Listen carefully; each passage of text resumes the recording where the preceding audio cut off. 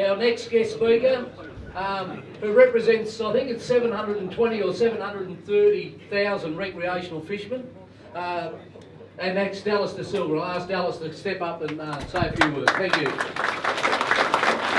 Thank you. Yeah, my name's Dallas De Silva. I'm the new General Manager of the Victorian Recreational Fishing Peak Body, which is your peak body. Our job is to represent recreational fishers across the state, whether you're a trout fisherman in the Highland streams, whether you fish for makos offshore, whether you fish in the bays and inlets, wherever, metropolitan, regional, young, old, male, female, whatever cultural background you come from, that's our job to represent recreational fishers. And we have a process in place to do that. First of all, I'd like to say thanks for the invite to come down here. It's great to see the support and the profile that this group has raised. I'd like to reiterate the comments from Dave and Lee that it's very important that we continue to engage in a professional and constructive way, and we need to behave in a professional and constructive way. I think that's really important going forward if this cause is to be taken seriously. BR Fish has a very clear policy on this. We don't support commercial netting unless it's sustainable, and we don't support commercial fishing unless it's sustainable. That policy's been in place for many, many years. We've had discussions with both sides of politics, and you've heard again Dave and Lee talk about the different political agendas and things that are happening. We are in an election year. BR Fish will soon be releasing an election wish list document, which goes to both sides of Parliament. And last time around, we put up 10 things that we wanted. We got 8.5 out of 10. And the 1.5 things we didn't get was commercial fishing. So BR Fish is out there. You know, we're very aware of the issue out here. We're acutely aware of the frustration with recreational fishers who want to go out and throw a line in, and the quality of their experience is being impacted by commercial netting. We've spoken to the Minister, as these guys have said. The Minister's been very clear that commercial fishing, that the licence holders there have a right to fish. And we've also spoken to the Labor members down here in the various seats, Lisa Neville and John Aaron and so on. So we've been out talking to the politicians, we've been talking to anglers, we've also been talking to commercial fishers. Because as we heard before, commercial fishers have a right to fish there, they have a livelihood. Now, when it comes to commercial fishing, these guys are out there trying to earn a living. We are doing our absolute best to work within the current constraints that are upon us, and that is a minister saying he will not support removal of commercial fishing.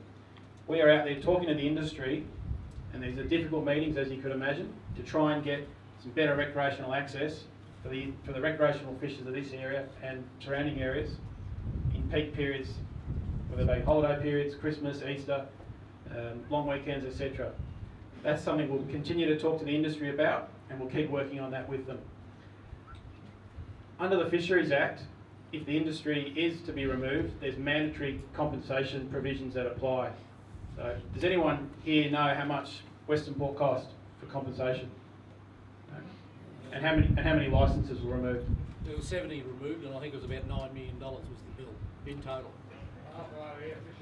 Okay, so this is, and we need to, when we're talking about this issue, we need to deal in facts and we need to have accurate information. It cost $5 million, okay, $5 million, and there was about 6 licences that were removed.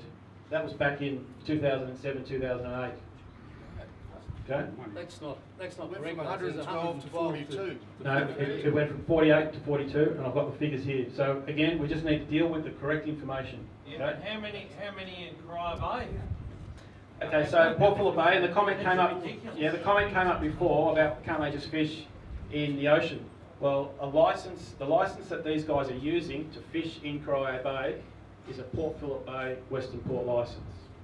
Okay, that licence does not allow you to fish out in coastal waters.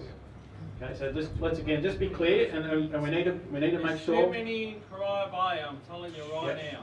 Okay, so as I said before, we need to make sure we're talking in facts and dealing in correct information if we want to be taken seriously by the government and by the opposition and so on. So 48 licences went down to 42. To do a compensation package of this scale with all the downstream multipliers and fish shops, and there's a couple of licence holders that actually have fish shops on the Bellarine, you're talking significant amount of money for compensation. Yeah, Again, well, so people, just let me finish. people need to understand the magnitude of the issue and the compensation amount. Now, from our job, representing all recreational fishers, and we want to see our licence fees going to stocking, going into compliance, going into research. From our point of view, we want to make sure that that pool of money does not get diluted and does not get taken away on other causes. We want to make sure that we continue to service recreational fishing across the state. As I said at the start, whether you're an inland fisher, whether you're a marine, saltwater, whatever. That doesn't mean the taxpayer or the government might not put money into this. They may well. But we've been very clear that we represent all recreational fishers, and that limited amount of money has to continue to deliver services across the state. From VR Fishers' point of view, that's very important to the people that we represent and the members.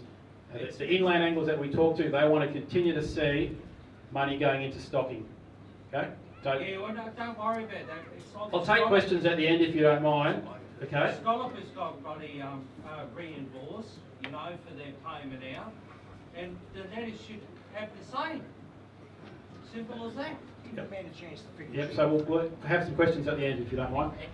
The only other thing I just wanted to finish up on is we think that we need to review the science, and we think that the science really does need to be looked at, and we're very happy that with a bit of push from VR Fish that there is a project that's going to commence looking at the science, looking at the whole ecology of the impacts of fish stocks on Porthcawl Bay.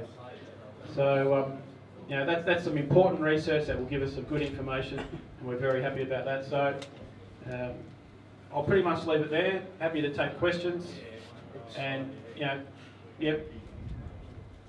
I just heard you say that you, as representing VR Fish, that if the government says it's sustainable, that's how VR Fish seems to be. And I'm not attacking, I'm just saying what I think you said. Now, we here say it is not sustainable, so whose side are you on? I just said we support sustainable fishing, period. We want to see sustainable commercial But it fishing. isn't sustainable, sorry. VR Fish's position is that we don't support commercial netting unless it's sustainable. We don't support commercial fishing unless it's sustainable. That's our position. That hasn't changed. Look, I'll hold it up there because it's not about debate. You know, we've asked Dallas to come along and give his view from VR Fish, but just like Dallas, just like politicians, and I made a note, you know, politicians come and go, ministers come and go, political parties come and go, but fishermen don't go anywhere. All right, and Dallas needs to take back to his board that the people in this room want him to act positively when it comes to getting rid of netting in the bay. We don't believe it's sustainable. We believe that if you look at all of Port Phillip Bay, the results might say that it's sustainable when you look at the bay, but that's not taken into consideration that 70% of all commercial netting, from your words, Dallas, occurs in our backyard in Corio Bay. So we want it fixed and we want the rest of Port Phillip Bay to get along. I'll hand it over to Ivan. The science, we need to use the science to be our ally. We haven't got any scientists left. So the science. Who's doing the research? Who's done the research? No one. These are questions for the department, all right? I'm asking you, who's done the research? We've asked for a review of the research, and that's something we're going to continue to ask for, okay, and push hard, and we're very happy that that's been agreed to. I'll hand it over to Ivan, but I do appreciate the chance to come down. Thank you. Unbelievable. Unbelievable. This is VR Fish who represent 700,000 of us. Did you vote for him? Did we vote for him? And he says, he's got the nerve to say he represents all of us. Now he wants to get more money spent on research, which was done 12 years ago as well, of our money.